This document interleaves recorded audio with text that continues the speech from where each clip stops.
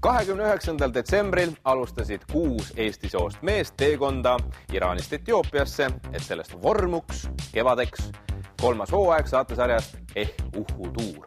Muide, seal te saate ka teada, kuidas vend ehk Priit Kuusk üritas Iraanis õlut osta, kas see tal ka korda läks, ilmselt läks, sellepärast et me teame isegi selle õlle hinda, see oli $7 purk, ehk siis võrdlemisi krõbe. Aga siin need vanderselid on. Vend, kukkuja. Miks minuga? Kogu aeg midagi peab juhtuma. Jah, mina olen Kristjan, tulevane arhitekt. Lihtsalt ma palun veel kord kannatage mind välja. Mina olen Mart endiselt ja venna vend. Kasvatan lapsi ja aitan jõudumööda maailma paremaks muuta. Praegu on mõistlik moment kokku leppida mingid uued reeglid mäest alla sõitmiseks. Millest kinni ka peetakse? Mina olen Hannes. Lõpetasin just Euroopa Liidu diplomaadina, mis ma tulevikus tegema hakkan. Ma veel ei tea. Tean ainult, et olen matkale. Olen töötu, jah, täpselt. Me oleme nii palju chillinud, et see on täitsa košmaar. Mina olen Liivo ja mina töötan Tartu Ülikoolis lektorina. Mida me teame neist riikidest, on käinud? Võib-olla õlle ei hinde. See on kõige spetsiifilisem informatsioon, mis meil on. Ja mina olen Daniil ja olen riigiametnik. Ja rohkem veendun, et vanajumal on ikka inimesel olnud 2 jala peal kõndimiseks, aga mitte teata selles liikumiseks.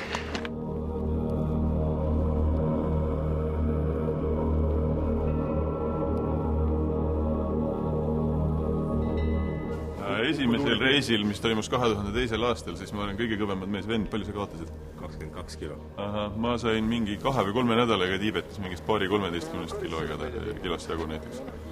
Nii et potentsiaali on kaotamiseks kõigil mõelda. Kuidas see reisiseltskond aastatega muutunud? Kõik lähevad volimiks. Mis tunne Helikoda? Kas mul oli ees sõitsin, eks see? Siis kui ma seda sinises mundris vennikest nägin, mul süda saapas äärde. Ja kui tüüp ütles, where do you come from? Ma suutsin öelda, ja edasi. Igased asju võib juhtuda, aga siin seekord sellel reisil on kõige suurem riskifaktor Jeemen. Et isegi nad ei olnud valmis meile viisasid andma üldse alguses, aga mingi reisibüroo kaudu siiski tundub, et see asi vist raha võeti ühesõnaga. Kas me viisad saame, ei tea. Et lihtsalt siin on asi mitte meestes või tehnikas, vaid kohalikus poliitilises olukorras. Et pool Jeemenit on konkreetselt kinni praegu. Välismaalaste jaoks on mingi ainult relvastatud valvega tohib seal liikuda ja on palju olnud pantvangistamisi ja sellist asja, et siin võivad muud asjad segama tulla.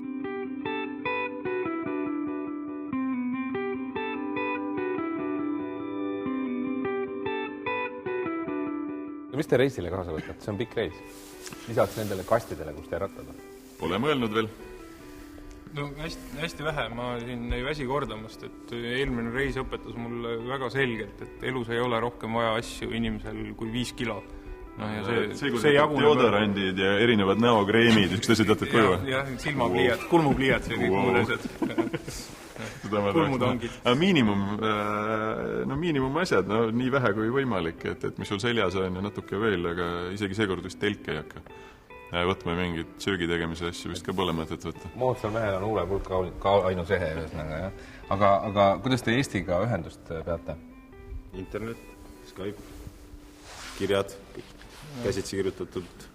Eelmine reis töötas väga hästi see posterestante, et sai kodustad ka kirju. Aga interneti Skype sõltub sellest, et kui palju on seal internetikohvikuid, mil mingit ekstra tehnikat selleks kaasas ei ole. Ja ma arvast ka telefonid peidetakse väga kiiresti koti kõige sügavasse põhja ära. Kaardi pealt niimoodi jämedalt tsirkliga mõõtes ma sain mingi 4500 kilti, meil on aega proovida küll neid. Aga sa mõtlesid tsirkliga või? Ma mõtlesin silma järgi oli mingi 4000 umbes. Mul on enam samas suurusjärgus. Sul on jupp meeled vahepeal. Aga sa pead sellega arvestama, et see on pool Jeemenit, on ju tõenäoliselt mitte sõidetud. No mida see meid on seganud, eks? Keski lahe oli vaadata kaardi pealt, et Omaanist suur tee tuli Jeemeni piiri peal ja siis lõppes niimoodi, nagu oleks noaga ära lõinud. Et ütleme, nagu öeldakse, et mida raskem reis, seda parem lugu.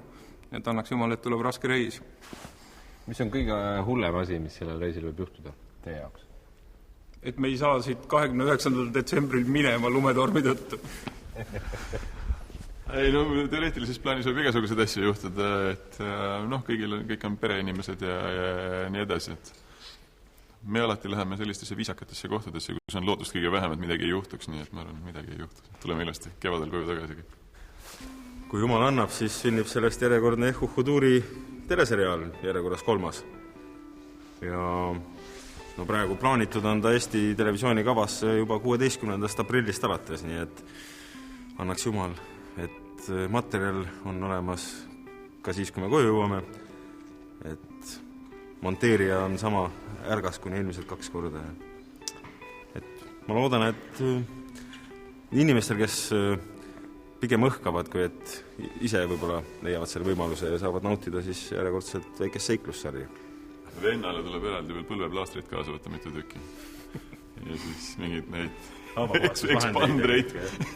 Kipu pärast ära lõtkuma.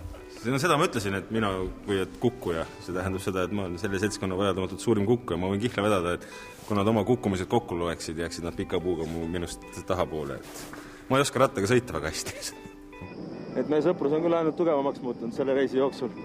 Võin öelda küll kõigile, et teiega lähen luurele iga kell.